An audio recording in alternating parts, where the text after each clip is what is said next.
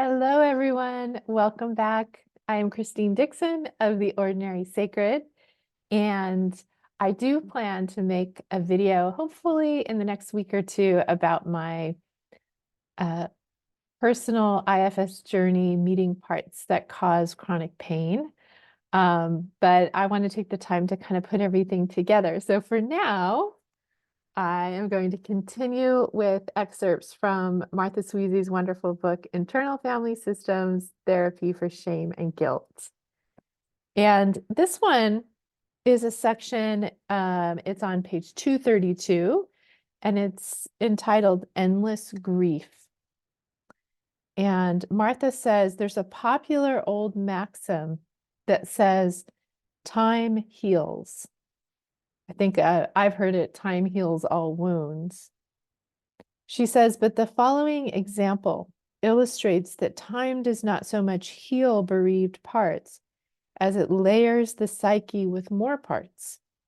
We are able to thrive despite losses because, in addition to the self, we have an ever-expanding pool of parts that appear in a developmental timeline throughout life. We are always multiplying, she says. She also refers to, she says, for more on grief from an IFS perspective, see Derek Scott's chapter called Self-Led Grieving in the book Innovations and Elaborations in Internal Family Systems. So just a side note on that. It is a great book. Okay, so here's the example that Martha gives. It's called Annabelle's grandmother. Okay, so Annabelle is a 23-year-old cisgender lesbian French-Dutch American. She was 7 years old when her mother was first hospitalized for schizophrenia. She and her brother were left with her father, who molested Annabelle. After several months, her maternal grandmother intervened and took the children away. But when Annabelle was 10, her grandmother died. Man, Annabelle. Annabelle and her brother returned to live with their father and their mentally ill mother.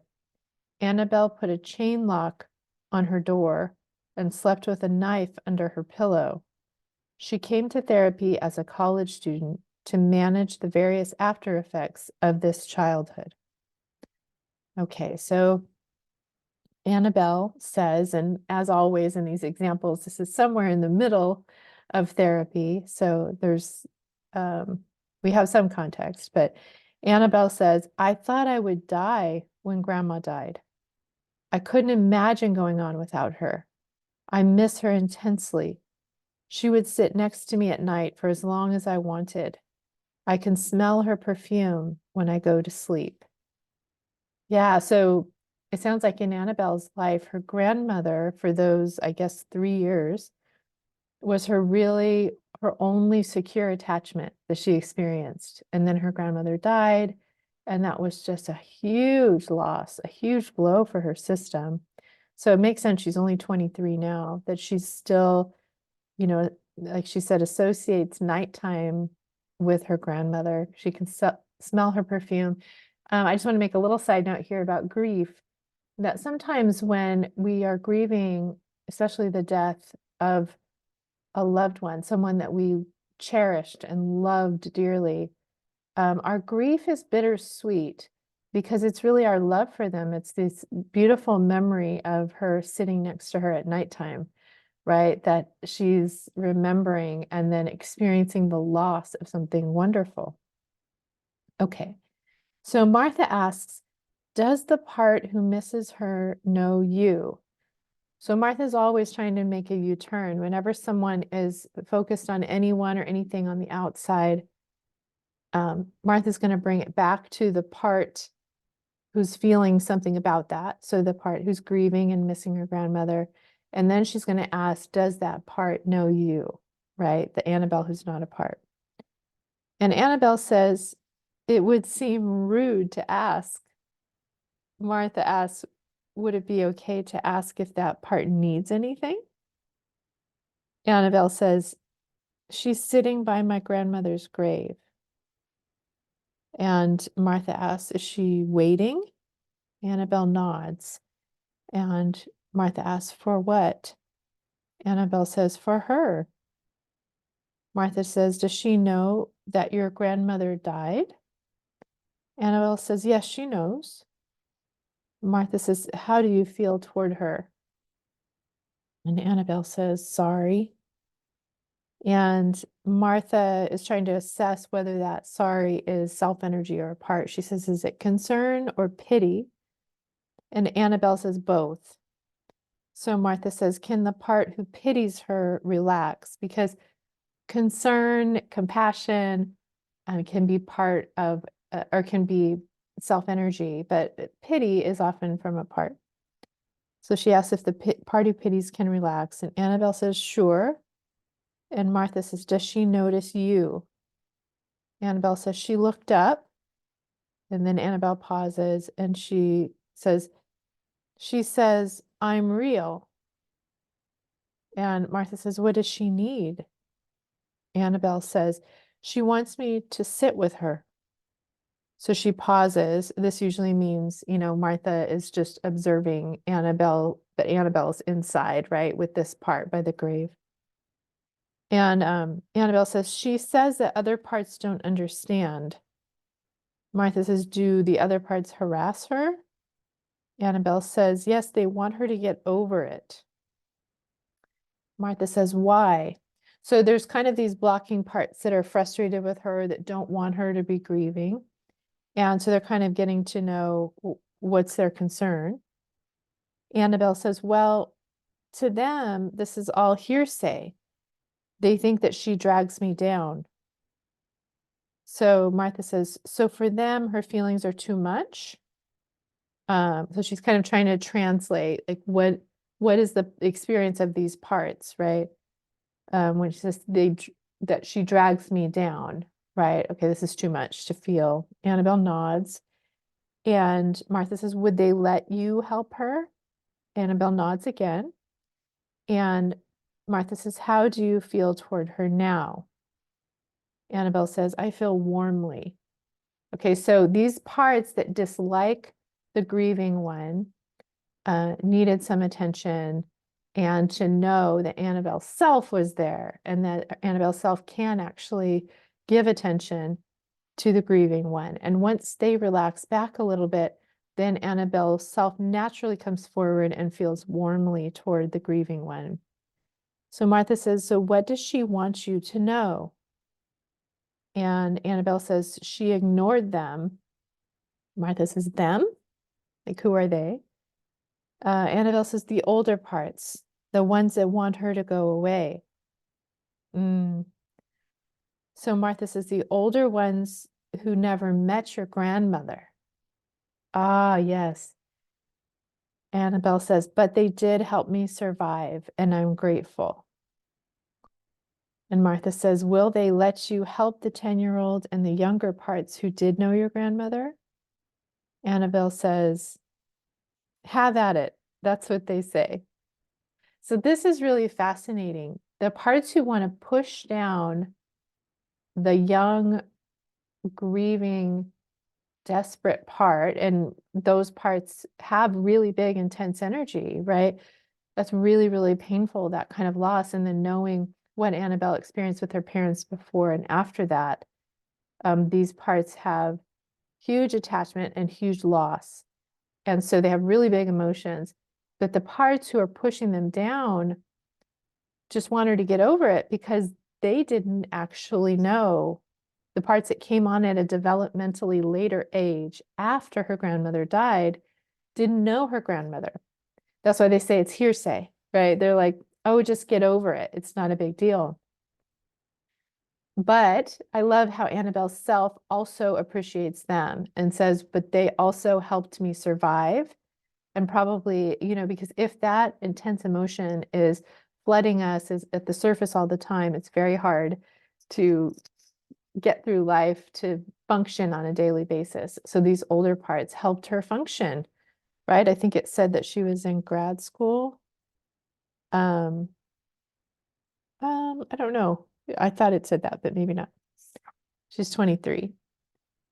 So, but I think, they helped her cope with life. But now that Annabelle's adult self is available, she can actually go to these parts and be with them. And that's what they said they needed, that they just wanted her to sit with them, which is often what our grieving parts want. They just want permission to exist, to be for a little while, to know they're not alone. They want comforting, compassionate presence. So, the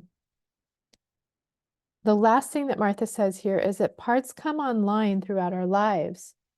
In a practical way, ongoing development sequesters loss. Annabelle's grandmother died when she was 10, so parts who were 10 or younger were left bereft. But the parts who came online thereafter only knew her grandmother by reputation. While they witnessed younger parts grieving, some with more patience than others, they gradually asserted their interest in the present and the future. And that, as Annabelle said, saved her life. I love this because it really is like a both and. It's not that we let the grieving parts take over and just be in the forefront our whole life, the rest of our life. And it's not that the parts who sequester them, as she said, or another word in IFS, exile them, suppress them, that they are all bad. But it's also not that we want to suppress and exile the grieving parts or any parts that feel big emotions. There's a both and. There's kind of like a time for everything. And the parts that kind of sequester the big emotion for a time to help us function in life, they have good intention, they have purpose, they help us. But then there also needs to be a time where the big emotion, the young bereaved parts can come up and be seen and be loved by self. That's actually the best way that they're not going to try to break out and, unpredictably in different moments sabotage the system, which is what this one's afraid of. But the protective parts that push them down, they just don't know. They need to meet the person that is not a part. They need to meet the self and gain evidence that the self can do this. So I was just about to make a story actually for my Instagram about this, because I personally, with my own grief, I feel like I have a reservoir of sadness, of grief, of tears. It feels like this never-ending pit of tears.